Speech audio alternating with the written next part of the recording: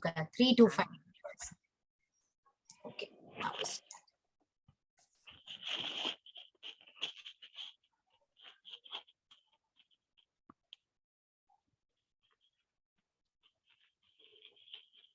नमस्कार, सबा खैर कहूँ या आदाब कहूँ, बहुत बहुत नमस्कार आप सबों का। मैं मंजू भारद्वाज वसुधैव कुटुंबकम अंतरराष्ट्रीय महिला मंच पर आप सबों का स्वागत करती हूँ। आज इस मंच पर पहली बार लघु कथा का आयोजन किया गया है। इस गोष्ठी को पहली बार इस मंच पर किया जा रहा है। आज इस मंच पर पहली बार जब हम लघु कथा गोष्ठी का आयोजन करने जा रहे हैं तो हमारे बीच देश विदेश से हमारी सखियां हमसे जुड़ी हुई हैं। यह मंच उत्कृष्ट विदुषी संवेदनशील साहित्यकारों का तहे दिल से स्वागत करता है। साथ ही हम अपने व्यूअर्स का भी तहे दिल से स्वागत करते हैं, जिनके प्यार ने हमें हर पल कुछ नया करने के लिए प्रेरित किया। जहां तक मैं सोचती हूँ, राइटर बन नहीं सकते कोई भी चाहे कि मैं राइटर बन जाऊं तो यह संभव नहीं है, क्योंकि राइटर पैदा होते हैं। दुनिया का देखने का उनका नजरिया बिल्कुल अलग होता है। लिखने की काबिलियत उनके अंदर होती है। अतः कुछ पंक्तियां मुझे याद आ रही हैं। आसमान में आंख लगाए क्यों बैठा है यारा, आसमान में आंख लगाए क्यों बैठा है यारा, तेरे अंदर ही चमकेगा एक दिन तेरा तारा। लेखनी में जितनी गहराई होती है, वो जितनी गहराई में उतरती है उतनी ही ऊंचाई पाती है। यही लेखनी का असली गूढ़ सत्य है। और लघु कथा एक ऐसी विधा है जो चंद पंक्तियों में अनंत गहराई को समेटे हुए है। चंद पंक्तियों में वो बड़ी से बड़ी बातों को कहने में सक्षम होती हैं। आज इसी विधा पर रिमझिम बौछार लिए हमारी सखियां यहाँ उपस्थित हैं।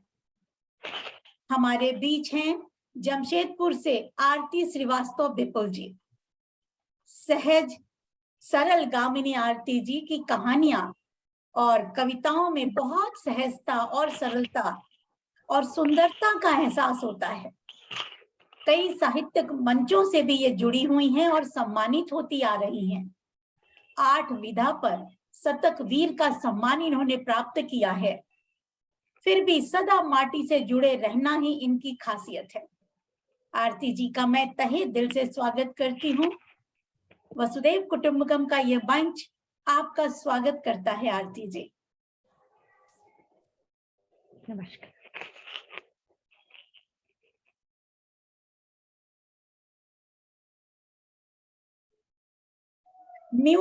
अनम्यूट हुई आरती जी। धन्यवाद मंजू जी। शुरू करूं अपनी लघु कथा? बिल्कुल बिल्कुल, शुरू कीजिए। धन्यवाद। तहे दिल से आप सबका हार्दिक अभिनंदन, स्वागत है। मेरी लघु कथा का शीर्षक है बदलते रिश्ते। भाभी जी, आपके छज्जे पर तो एक बहुत बड़ा पीपल का पेड़ निकल आया है। आपने कभी ध्यान क्यों नहीं दिया? जब से पड़ोस में रहने वाली नेहा ने पूनम को बार बार टोकना शुरू किया तो पूनम ने सोचा, कितनी अच्छी है नेहा, कितना ख्याल रखती है मेरा, कहीं पीपल का पेड़ बड़ा होने पर छत टपकने ना लगे। सबसे ऊपरी तल्ला पर ही तो है उसका घर। यही सोचते हुए वो अपने घर की छत पर चढ़ी। देखी, वाकई पीपल का पेड़ बहुत बड़ा निकल आया था। उसे तुरंत ही कटवाना पड़ेगा, वरना छत टपकते देरी नहीं लगेगी। फिर न जाने क्या सोचते हुए उसने अपनी पड़ोसन की छत की ओर देखा और यह देखकर आश्चर्यचकित रह गई कि पड़ोसन के छज्जे पर उससे भी बड़ा पीपल का पेड़ निकला था और उसका छत भी जल्दी ही टपकने वाला था। अतः नेहा ने सोचा कि ये पड़ोसन को बताना बहुत जरूरी है।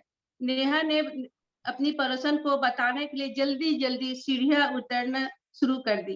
पड़ोसी की घंटी बजाने ही वाली थी कि अंदर से आती आवाज सुनकर उसके हाथ वहीं के वहीं रुक गए। नेहा अपने पति को बड़े गर्व से बता रही थी मैंने पूनम भाभी को उनके छज्जे के पेड़ के विषय में बता दिया है।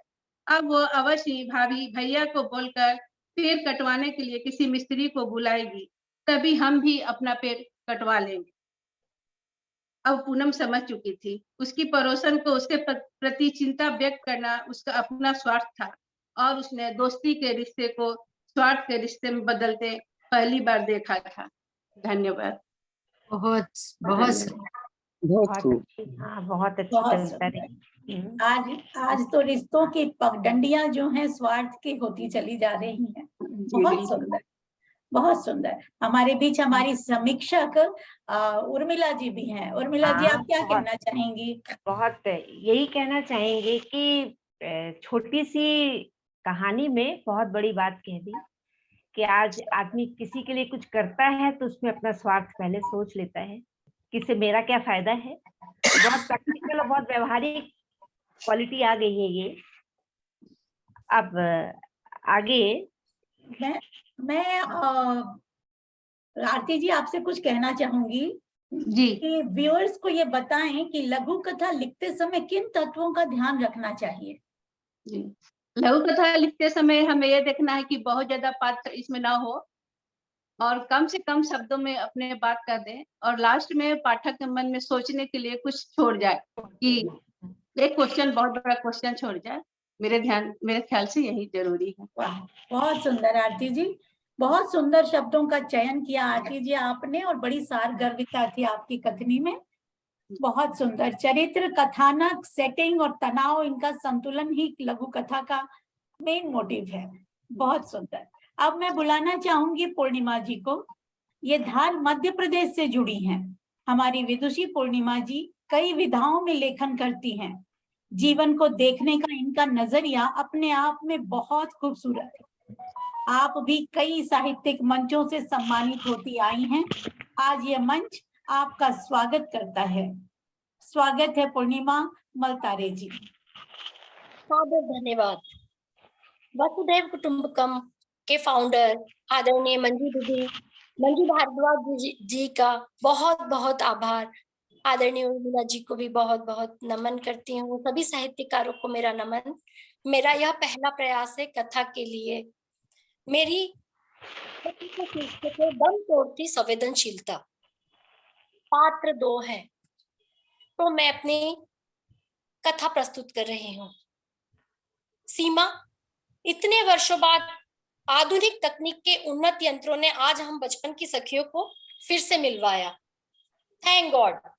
विदेश में हूं लेकिन तुम्हारी बातों में, तुम्हारी धड़कनों को फोन पर भी महसूस कर सकती हूँ। सब कुछ ठीक तो है ना सीमा? सीमा, तुम इतनी चुप क्यों हो? अनु, जीवन में कुछ नया नहीं है, इसी तरह से यह गृहस्थी कट जाएगी। तुम रो रही हो?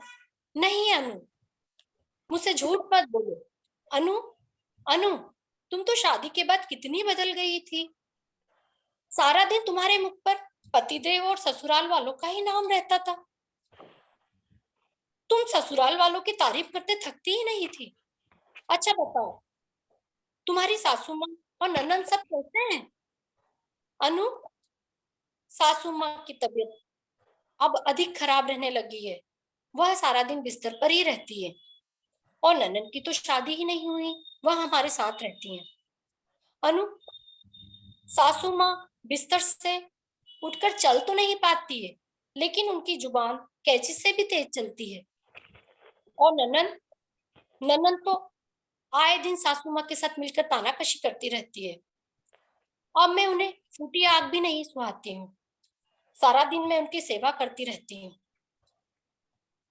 सीमा, तुम्हारे साथ वह दोनों इतना गंदा व्यवहार करती हैं, तो तुम्हारे पतिदेव कुछ नहीं कहते? तुम अब सेवा करना छोड़ दो, सेवा करना छोड़ दो सीमा। अनु, पतिदेव भी अब वो पतिदेव पहले जैसे नहीं रहे। घर में रोज रोज कलह करते हैं तो वह भी परेशान होते हैं। कभी कभी मेरे पियर के लोगों पर आक्षेप लगता है, मुझे बदनाम किया जाता है। तब मेरी चुप्पी भी टूट जाती है, मैं भी क्रोध करती हूँ और पतिदेव भी नाराज हो जाते हैं। वो कहने लगते हैं कि अब तुम यहाँ से चली जाओ, हमारा तुमसे कोई वास्ता नहीं है। सीमा रो मत, सीमा रो मत, बस इतना बता, ये तेरे परिवार वालों के व्यवहार में इतना परिवर्तन आ गया, कैसे? अनु रुक, मैं वीडियो कॉल करती हूँ, तू वीडियो कॉल उठा। अनु देख रही है, ये जो सफेद दाग है ना, ये घर वालों को तकलीफ दे रहे हैं। अनु, सरल व्यवहार वाले हमेशा ही ठगे जाते हैं। ओह सीमा, इतना पढ़े लिखे होने पर भी हमारा बुरा हाल है। अनु, अब तो लगता है ईश्वर भी मेरी परीक्षा ले रहा है, किश्तों किश्तों में मुझे परख रहा है। चल फोन रखती हूँ, शायद पतिदेव आ गए हैं। ओह सीमा, ये पाषाण हृदयी नारियां शोषण करने में पीछे नहीं है। नारी का नारी से बुरा बर्ताव, दम तोड़ती संवेदनशीलता। ओह धन्यवाद। बहुत सुंदर, बहुत बहुत सुंदर, बहुत सुंदर। पूर्णिमा जी, कैसा लगा आरती जी? अच्छा, बहुत अच्छी कहानी थी, बहुत सादर सुंदर, संवेदनशील। बहुत संवेदनशील, बहुत सुंदर। पूर्णिमा जी, कहानी लिखना ज्यादा सरल लगा या लघु कथा? लघु कथा थोड़ा डिफिकल्ट लगता है मुझे, कहानी में हम विस्तार कर सकते हैं, लघु कथा बहुत कम शब्दों में लिखना बड़ा कठिन है। बिल्कुल सही, बिल्कुल। अच्छा, मैं पूर्णिमा जी की कहानी में एक चीज मैंने देखा, पारिवारिक वातावरण की आपसी रिश्तों की कटुता, और एक जो समाज की समस्या है सफेद दाग, इसको भी उन्होंने बहुत अच्छे से अपनी कहानी में स्थान दिया है। सफेद दाग कोई परेशानी ना होते हुए भी एक ऐसी चीज बना हुआ है, ऐसी परेशानी बनी है जिसको समाज या परिवार में कोई स्वीकार नहीं कर पाता। हमारे परिचय में भी कई ऐसे लोग आए हैं जो इस समस्या से ग्रसित हैं, तो उनको भी बहुत सी परेशानियों का सामना करना पड़ा। तो मैं कहूँगी पूर्णिमा जी ने एक बहुत बड़ी समस्या को अपनी कहानी में जगह दी, और पारिवारिक रिश्ते तो ऐसे भी है ही हैं, बहुत से परिवारों में कटुता से भरे हुए, असंवेदनशील। तो कहानी बहुत अच्छी है पूर्णिमा जी की, धन्यवाद। पारिवारिक रिश्ते हमेशा जल की धारा की तरह हैं, हर समय अपना रूप बदलते रहते हैं, कहीं वो ठोस और एक तरह के नहीं होते। पल भर में परिस्थितियां जैसी होती हैं, रिश्ते वैसे बदलते रहते हैं। सही बात। बहुत सुंदर। अब मैं बुलाना चाहूंगी नीलिमा महाजन जी को। हाँ जी, सभी को ये- नमस्कार। जी उर्मिला जी, नीलिमा जी, आप एक उत्कृष्ट साहित्यकार हैं। इनकी कलम की स्याही सिंगार रस से भरी हुई है। कई साहित्यिक मंचों से ये सम्मानित होती आई हैं, और आज ये मंच आपका बहुत स्वागत करता है। नीलिमा महाजन चराया जी। नमस्कार सभी को।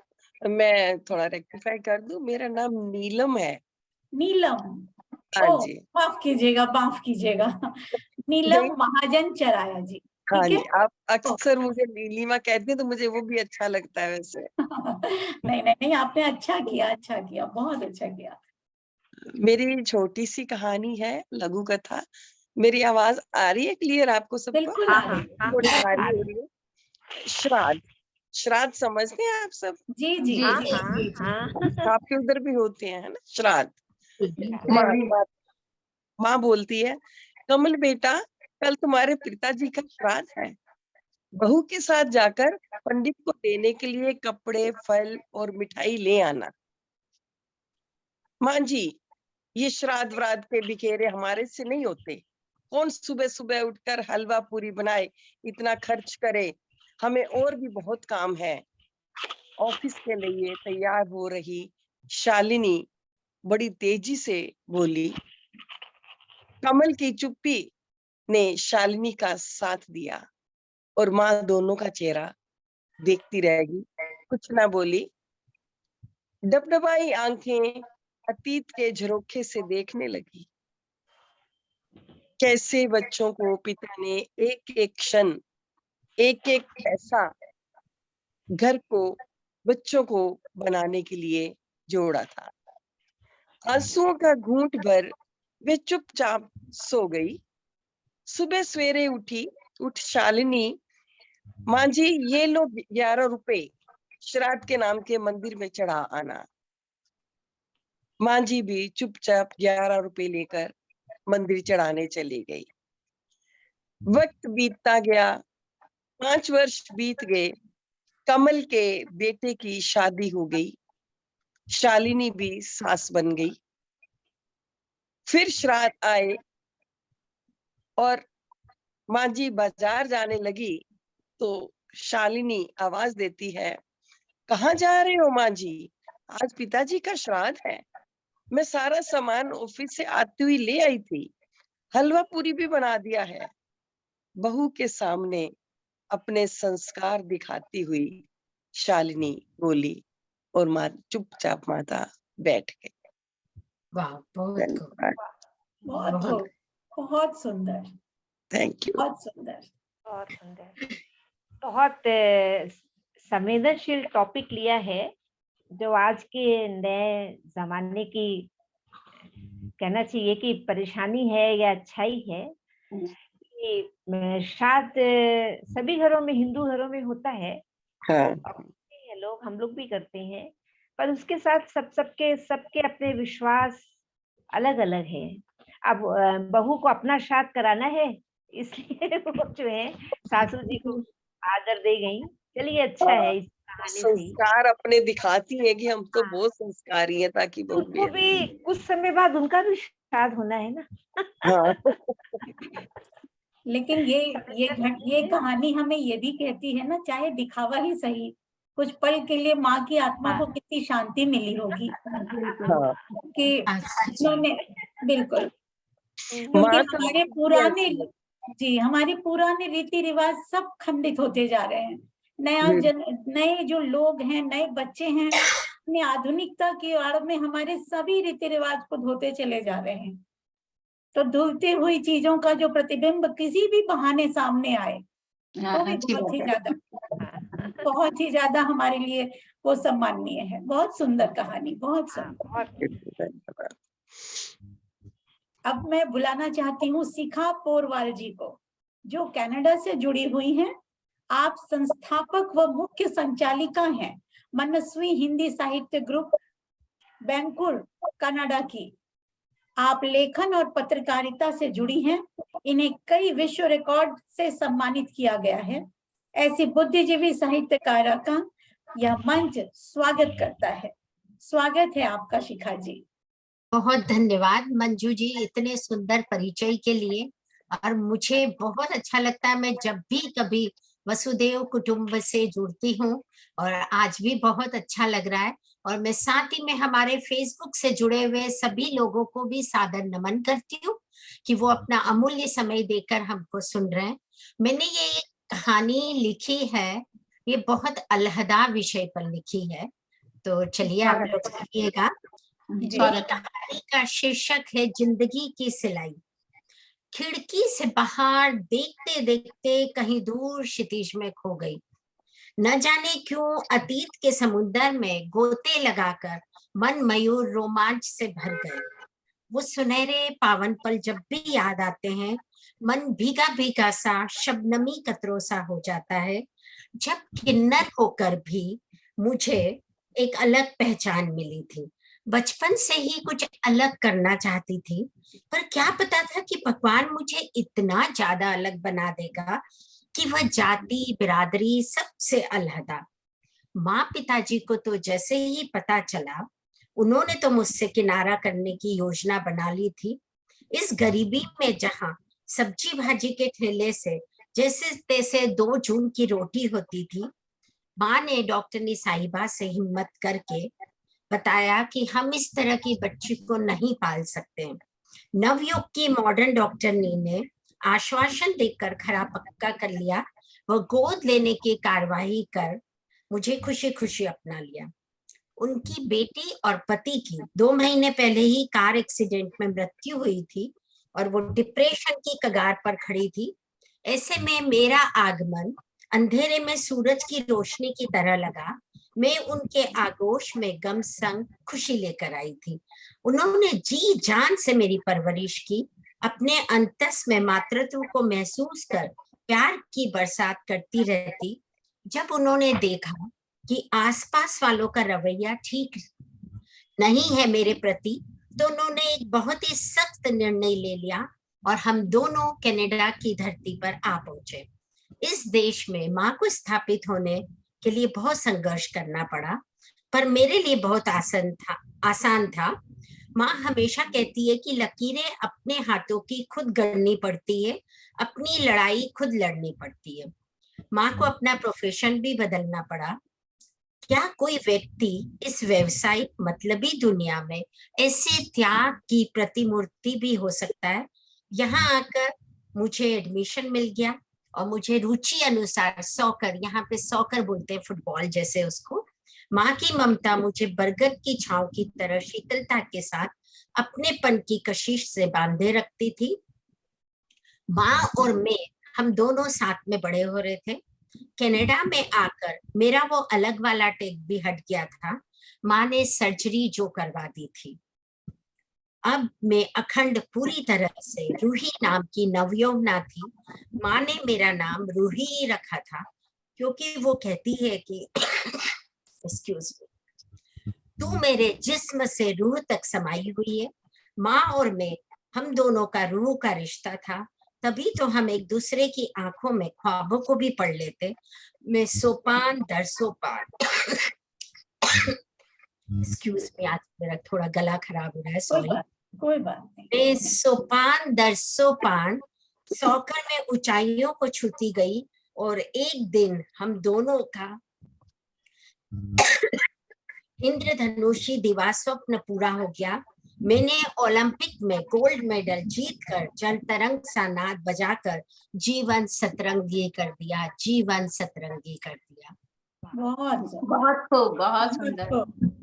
बहुत सुंदर। धन्यवाद। आप सबों ने ऐसे ऐसे विषय को चुना है जो कहीं ना कहीं दिल को बहुत छूता है। बहुत सुंदर। और मैं यहाँ बताना चाहती हूँ कि कई, मतलब मुझे भी ये कहानी लिखने के पहले तक पता नहीं था। एक कनाडा पूरे वर्ल्ड में ऐसी कंट्री है जो ट्रांसजेंडर को प्रमोट करती है अपना पीआर देने के लिए, परमानेंट रेसिडेंट, जो हर कंट्री नहीं करती है। जो आपने विषय लिया है किन्नर, बड़ा स्पेशल विषय है और इस समय बहुत चर्चा में भी है। मैं एक बार से आ रही थी तो मुझे एक ट्रांस लड़की मिली जो देखने में कहीं से भी किन्नर नहीं थी। उससे बातचीत भी हुई तो वही मैंने कहा वो आवाज कहीं से किन्नर नहीं थी, बिल्कुल नॉर्मल लग रहा। मैंने उससे कहा तुम किन्नर हो? उसने कहा हाँ मैं किन्नर हूँ। तो वो उसकी शक्ल मुझे आज तक याद है, बड़ी अच्छी सी बच्ची थी। तो ये इस समय समाज की बहुत बड़ी समस्या है, क्योंकि इसमें उनकी गलती तो है नहीं, ये तो ईश्वर की भूल है। तो ईश्वर की भूल है, उस पर कोई क्या कर सकता है। पर फिर भी समाज उन्हें प्रताड़ित करता है, जो कि गलत है, नहीं होना चाहिए। और अब तो फिर भी खैर पहले से बहुत सुधार आ गया है। पहले तो पता लगते ही किन्नर घर से बच्चे ले जाते थे, जबरदस्ती भी, और माँ बाप भी छोड़ देते थे, दोनों समस्याएं थी। पर इस समय काफी चेंज आया है, अब माँ बाप भी अपने बच्चों का पालन पोषण कर रहे हैं। खड़ी ये भी एक विकास है, एक परिवर्तन है समाज का, जो अच्छा है। बहुत अच्छा आपने, बहुत सुंदर, बहुत सुंदर। कहते हैं इंदौर में रहने वाली शिखा जी ने विदेश में भारतीयता की पहचान को ऊंचा किया। इसके लिए हमारा सर भी गर्व से ऊंचा होता है। बहुत बहुत धन्यवाद शिखा जी, आपको। बहुत सुंदर कथानक, बहुत सुंदर विषय आपने चुना। एक सत्य घटना मुझे भी याद आ गई कि जब हम बहुत छोटे थे, 5-6 साल के रहे होंगे, हमारे पड़ोस में एक आंटी रहती थी। अक्सर घर आती थी, कभी कुछ बना कर लाती, कभी कुछ। मम्मी से उनकी बहुत दोस्ती थी, माँ उनसे भी बहुत प्यार करती थी और आंटी को भी कुछ भी हो तो माँ के पास चली आती थी। एक दिन वो काफी रो रही थी और कहा कि मेरे सास मेरे पीछे पड़ी रहती हैं कि इसको तो बच्चा नहीं हो रहा है, ये बांझ है, वगैरह वगैरह कह के। और वो माँ के पास फूट फूट के रो रही थी। तो माँ ने, उस दिन हमने माँ से पूछा, माँ आंटी को बच्चा क्यों नहीं हो रहा है? क्या उनको डॉक्टर ने बोला है बच्चा नहीं होगा, अंकल से बोलो ना ले आएंगे। तो पापा आ गए और मम्मी पापा ने बात के दौरान ये कहा कि आंटी किन्नर है। वहां पर हमारे यहाँ किन्नर शब्द तो बहुत बड़ी गाली हो जाती है। जैसे हम लोग सुने, 2-3 साल बाद भी वो शब्द मेरे दिमाग में कहीं हिट करता रहता था कि आंटी क्या है, क्यों नहीं इनको बच्चा हो रहा है। और जब मैं इस बात को समझने लगी तो मैंने अपनी माँ से पूछा, माँ आंटी किन्नर है, उनको बच्चा नहीं हो सकता? तो माँ ने तुरंत मेरा मुंह बंद कर दिया, बिल्कुल किसी को नहीं बताना, किसी को बताओगी तो लोग आके आंटी को पकड़ के ले जाएंगे, किसी को मत बताना। और अंकल ने प्रेम विवाह किया था और उन्होंने घर में भी किसी को नहीं बताया था ये बात। तो ये बात मुझे ऐसा लग रहा था कि बरसों तक, जब तक वो आंटी जिंदा रही, हम लोगों ने इस राज को कभी मुंह पे नहीं लिया, इस डर से कि आंटी को कोई सब लोग पकड़ के ले जाएंगे। तो ये डर, ये भय समाज में कितना व्याप्त था कि अंकल और मेरे पापा लंगोटिया यार थे, तो इन्हीं दोनों को खाली पता था कि असली बात क्या थी। लेकिन याद आ गई अचानक आपकी बात से ये बात मुझे। बहुत बहुत सुंदर। अब मैं बंगाल से उर्मिला जी को बुलाना चाहती हूँ। इनका जीवन दर्शन और उस पर इनके विचारों की गहराई बहुत सराहनीय है। आपको लेखन में और पढ़ने में बहुत रुचि है। आप जैसे धैर्यवान श्रोता को अब मैं मंच पर बुलाना चाहूंगी अपनी लघु कथा के साथ। स्वागत है उर्मिला जी आपका। धन्यवाद मंजू जी, आपने परिचय बहुत अच्छा दिया मेरा। मजेदार। तो मैं वसुधैव कुटुंबकम के बारे में 2 शब्द बोलना चाहती हूँ। ये बहुत प्रसन्नता का विषय है कि वसुधैव कुटुंबकम अपने सारे आयामों पे निरंतर विकास कर रहा है। और अंतरराष्ट्रीय लघु कथा गोष्ठी का आयोजन वसुधैव कुटुंबकम के मंच पर प्रथम बार हो रहा है।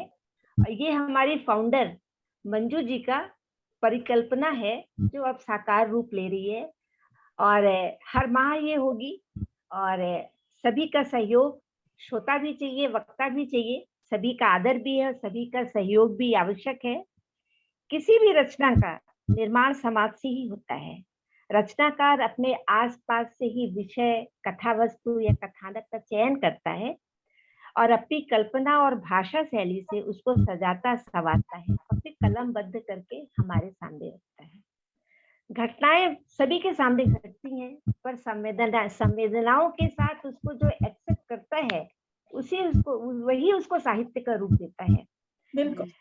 प्रसिद्ध उपन्यासकार सतीश चंद्र चट्टोपाध्याय, जिनकी देवदास पुस्तक है, उनसे एक बार किसी ने प्रश्न किया कि आपका देवदास का पात्र आपको कहाँ से मिला? कमलेश्वर जी थे शायद, उन्होंने कहा एक देवदास पात्र एक नहीं है, इसमें कई पात्रों का समावेश है और उनके चरित्र को मिलाकर देवदास का निर्माण हुआ है। तो साहित्य यही है। मैं अपनी एक कथा कहना चाहती हूँ जो शायद थोड़ी सी बड़ी है, ज्यादा बड़ी नहीं पर थोड़ी सी बड़ी है। प्रेम बहुत सुंदर और मधुर अनुभूति है, परंतु कभी कभी यह भी देखा जाता है कि प्रेम की अत्यधिक तीव्रता पागलपन का रूप ले लेती है। इस उदंडता में चरित्र, मर्यादा, परिवार, बच्चे सब स्वाहा हो जाते हैं। कच्ची उम्र में इस प्रकार के प्रेम बहुधा टिक जाते हैं, परंतु 40 वर्ष के परिपक्व उम्र में जब ये इस प्रकार का प्रेम होता है तो एक बार सोचना पड़ता है कि क्या है। उत्तर प्रदेश में प्रतापगढ़ में एक छोटा सा शहर है प्रतापगढ़। एक प्रोफेसर साहब वहां थे, अच्छी तनख्वाह, अच्छी जगह नौकरी, घर, पत्नी, 2 बच्चे, एक बेटा और एक बेटी, सुखी परिवार। प्रोफेसर साहब के घर में कुछ युवा बच्चे पढ़ने आते थे, तो वो गुरु पत्नी को बुआ जी कहते थे। किस रिश्ते से कहते थे ये नहीं पता। तो उसी में एक सक्सेना जी थे जिनका उनकी पत्नी के साथ कुछ रिश्ता अधिक हुआ, धीरे धीरे प्रगाढ़ होता चला गया। और बुआ जी वो भी कहते थे, वो नौ युवा थे और बुआ जी 2 बच्चों की माँ। संबंध बनता चला गया। कुछ कुछ सालों के बाद सक्सेना जी भी उसी शहर में लेक्चरर हो गए और वहीं रहने लगे, अपने उसी प्रतापगढ़ में। उनका परिवार था वहां पे, माता पिता भाई बहन सब। 2 साल बाद सुना कि बुआ जी उनके साथ अपने बच्चों को लेकर चली गई और सक्सेना जी ने उनके लिए अलग घर ले लिया और वो वहां पे उनके साथ रह रही हैं। बड़ा अजीब लगा, पर था ये। इसके बाद सक्सेना जी उनके साथ, बुआ जी के साथ, बच्चों के साथ आराम से अच्छे से रह रहे थे। कुछ समय के बाद परिवार, और उनके भी बाद में 2 बच्चे हुए, एक बेटा और बेटी। सक्सेना जी पूरे परिवार का पालन पोषण बहुत अच्छी प्रकार करते थे। सबके चारों बच्चों की शिक्षा दीक्षा का अच्छी व्यवस्था थी, अच्छा उनका फ्यूचर प्लान था सब। और सक्सेना जी खेलते बहुत अच्छा थे, टेबल टेनिस, बैडमिंटन प्रबुद्ध थे ही, तो बहुत अच्छा खेलते थे। बुआ जी बहुत अच्छी केयर टेकर थी, वो उनका बहुत ध्यान रखती थी, उनके खाने पीने का, उनके कपड़ों का, उनके टाइमिंग का, सब चीज का बहुत अच्छा ध्यान रखती थी। ऐसा नहीं था कि बुआ जी बड़ी रूपवती थी, बहुत साधारण सी महिला थी और उम्र में सक्सेना जी से काफी बड़ी थी। और अब इस समय के दौरान उनका बुढ़ापा भी दृष्टिगत होने लगा था। खैर, अब क्या हुआ, सक्सेना जी पर उनके परिवार से दबाव पड़ने लगा कि तुम विवाह कर लो। सक्सेना जी शुरू में टालते रहे, पर फिर उन्होंने विवाह कर लिया। एक लेक्चरर युवती से उनका विवाह हो गया। अब सक्सेना जी अपने परिवार में अपने पत्नी के साथ रहते थे, अपने माता पिता के साथ, वो भी चल रहा था, पर संपर्क उनका बुआ जी से था। यह बात पत्नी को पता लगनी ही थी, पता लगी, विरोध भी होना था, विरोध भी हुआ। पत्नी ने खुल के विरोध किया। परिवार के लोग उनको समझाने लगे कि छोड़ो, जो हुआ है सो हुआ, आपकी देखभाल अच्छे से हो रही है, पति आपके पास है, आप रहिए। पर उस युवती ने नहीं माना और वो सक्सेना जी का घर छोड़कर चली गई और अपने माता पिता के घर चली गई। अब सक्सेना जी फिर आके बुआ जी के साथ रहने लगे, उनके परिवार के साथ, फिर वही रूटीन। मित्रों ने, परिवार के लोगों ने, सबने समझाया, तुम क्यों अपना घर बर्बाद कर रहे हो, अब तुम इनको छोड़ो, बुआ जी को, इस बूढ़ी औरत से तुमको क्या मिलेगा, तुम अपना घर संभालो। तो सक्सेना जी ने उत्तर दिया कि बुआ जी को तो मैं छोड़ नहीं सकता किसी भी कीमत पर, अब कहो तो अपनी गर्दन काट के बुआ जी के हाथ में दे सकता हूँ, वो संभव है। बड़ी विवशता थी, किसकी थी विवशता, और बहुत विकट परिस्थिति थी। उन्होंने जो था बुआ जी को ही स्वीकारा और अपनी जिम्मेदारियों को स्वीकारा। पत्नी मायके में रही और बुआ जी के साथ सक्सेना जी का जीवन चलता रहा। घर का वातावरण भी बदल रहा था, बच्चे बड़े हो रहे थे। प्रोफेसर साहब का बेटा कुछ सालों के बाद अपने पिता के पास लौट गया। घर का वातावरण अच्छा तो नहीं ही होना है, क्योंकि बच्चे समाज बड़े हो रहे थे और समाज का सामना करना पड़ रहा था। कहानी का अंत सुखांत तो नहीं ही है, पर मन में यह प्रश्न उठता है कि कैसा प्रेम है, क्या इसको प्रेम कहा जाएगा? और ऐसा प्रेम जिसने कईयों का जीवन का सर्वनाश कर दिया, ये नैतिक है या अनैतिक, कुछ भी कहना बड़ा कठिन है। हमें यह सोचना होगा, क्या इस प्रकार के निर्णय हमें लेने जिससे कि कई लोगों का जीवन प्रभावित होता है, परिवार, बच्चे, सभी का जीवन प्रभावित होता है। क्या हमें अपने जीवन में एक मर्यादा की रेखा बनानी चाहिए? ये श्रोताओं पर है, अब सोचे कि कैसा होना चाहिए। कथा का मैं अंत करती हूँ। बहुत सुंदर। प्रेम एक ऐसा विषय है जो हर बार अपने अलग अलग रूप से आता है और हमें सोचने को विवश करता है। क्या कहती हैं आरती जी आप? बहुत गुड विषय है। इसको समझना आसान नहीं है। आसान नहीं है, सही है। पूर्णिमा जी क्या कहना चाहेंगी? अनम्यूट होइए पूर्णिमा जी। जी जी दीदी, मुझे लगता है मर्यादा में रहकर किया गया प्रेम होना चाहिए। बिल्कुल बिल्कुल। कहीं नहीं हमें अपने अंदर से रोक लगानी होगी इस ऐसे प्रेम को। बिल्कुल। नीलम जी आप बोलिए। देखो, बहुत साहित्य लिखा गया प्रेम पे, और ये कहा भी जाता है लव इज ब्लाइंड, है ना। अब वो जब है ही ब्लाइंड तो बेचारा करे क्या, रोक तो लगनी ही चाहिए सोसाइटी के लिए, स्पेशली अपने बच्चों के लिए जो कहीं के नहीं रहते, समाज में वो बाहर निकलने लायक नहीं रहते जैसे ही बड़े होते हैं। हमारा समाज इतना लिबरल तो है नहीं कि कोई बात नहीं, मतलब टॉर्चर तो बच्चों को ही किया जाता है तो गलत, पर कई बार इंसान वाकई गलत करके भी गलत मानता नहीं उसको कि मैंने गलत काम किया। वो बहुत बड़ा बिल्कुल, सोचने की बिल्कुल। बात है। अच्छा, कभी बहुत कभी वो मानता है कि मैंने गलती की, पर क्या करूं। गलती हो गई तो सुधार नहीं सकते। वो फिर शिखा जी, निकल नहीं पाते। अब तुम ये देखते हो कि जैसे आजकल कितना टीवी में चल रहा है, वो मेरे को नाम नहीं याद आ रहा, तनीषा का, कि उसने सुइसाइड कर लिया, आपस में क्या झगड़ा हुआ, क्या लाइफ यहीं खत्म हो जाती है। एक ने धोखा दे दिया तो लाइफ वहां खत्म तो नहीं होती ना। खत्म नहीं और होती। ये जो पागलपन होता है ना, हम ये कह सकते हैं एग्जैक्ट वर्ड, मुझे तो पागलपन ही लगता है, या भूत सवार हो जाता है किसी पे। इतना सुंदर शब्द है प्रेम, जो कि मतलब जिसपे सृष्टि रुकी टिकी हुई है, इस पे मैं तो ये कहती हूँ। तो कई बार इतना पागलपन हो जाता है कि गलत समझते हुए भी गलत कहते नहीं, वो मानते नहीं है मानते अंदर हैं। से, तो मानते। बिल्कुल, बिल्कुल। शिखा जी, आप भी अपने विचार दीजिए। जरूर। एक तो मैं हमेशा से ये बोलूंगी कि परिवर्तन हमेशा अच्छा होता है, और उन्होंने ये तो बहुत अच्छा करा कि बुआ जी को बीच रास्ते में नहीं छोड़ा, उन्होंने अपनी जिम्मेदारियों को पूरा निभाया। तो एक प्यार वही होता है कि जन्म से लेकर मृत्यु तक आप उसको साथ रखें, वही तो प्यार है। आप बीच में से छोड़ दें समाज से, और हमको समाज को भी थोड़ा सा बदलना होगा, मुझे ऐसा लगता है। हो सकता है कि मैं गलत भी हूँ। और जैसे कि हमारी लास्ट मीटिंग में भी मंजू जी ने बोला था कि हम एक करेंगे, प्रेम पर ही एक काव्य पाठ करेंगे। तो सच है, प्रेम इतना विस्तृत है कि हम उसको सीमाओं में नहीं बांध सकते। मेरा अपना ऐसा सोचना है। और हम जो भी है, पर हम समाज से हम बच्चों को गलत शिक्षा ना दें, वो भी साथ में हम रखें। तो बस, पर बहुत अच्छी कहानी थी उर्मिला जी, बहुत अच्छा लगा। ये सच प्रेम कहानी है। प्रेम का स्वरूप बहुत अलग है, ये तो सभी जानते हैं। परंतु जिस प्रेम में विश्वास और पवित्रता ना हो, थोड़े समय के बाद वो प्रेम बहुत जल्दी ही टूटकर बिखर जाता है।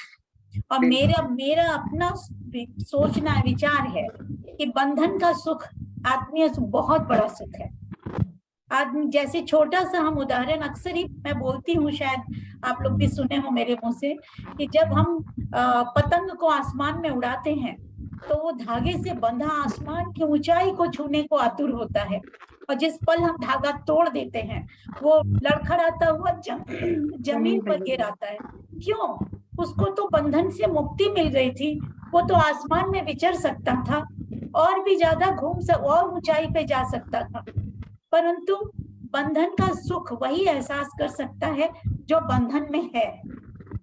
बिल्कुल, बहुत बड़ी बात है, बहुत बहुत बड़ी अच्छी बात बात कही आपने। जी, ये हम हमेशा ये सोचते हैं, यदि इंसान इस बात की गहराई को समझ ले, तब शायद हम अपने पांव गलत तरफ बढ़ाने के पहले 1 मिनट के लिए रुकेंगे और उस विषय पर सोचेंगे कि क्या है। बहुत सुंदर सुंदर कहानियां आज सुनने को मिली, और अलग अलग पहलुओं पर आप सबों ने अपनी अपनी प्रस्तुति दी। ऐसा समा बांधा कि हम और सब कुछ देखना ही भूल गए। लग रहा है और कहानियां सुने और सुने।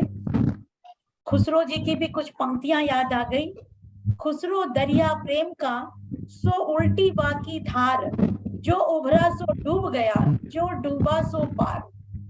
ये ऐसी चीज है साहित्य जो उभर के हम नहीं जो इसको पा सकते हैं, और प्रेम जिसमें हम जितना डूबते हैं हम उतना ही पार पाएंगे, और उसकी असलियत, उसकी गहराई, उसकी पवित्रता हम उसी हद तक पाएंगे। बहुत सुंदर। आज मंच पर उपस्थित सभी विदुषियों का यह मंच एक बार फिर से स्वागत करता है, और आप सबों का गागर इतना भरे कि आपकी हर विधा छलक छलक कर छलके। इसी दुआओं के साथ मैं इस कार्यक्रम का विराम लेना चाहूंगी। बहुत बहुत धन्यवाद आप सबों को।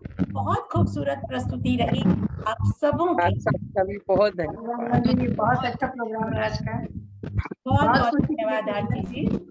बहुत मंजू बहुत जी आपने नहीं कुछ सुनाई कहानी, कोई कथा? हाँ हाँ हाँ, मंजू जी से सुनना है। आप कुछ सुनाइए ना। मैं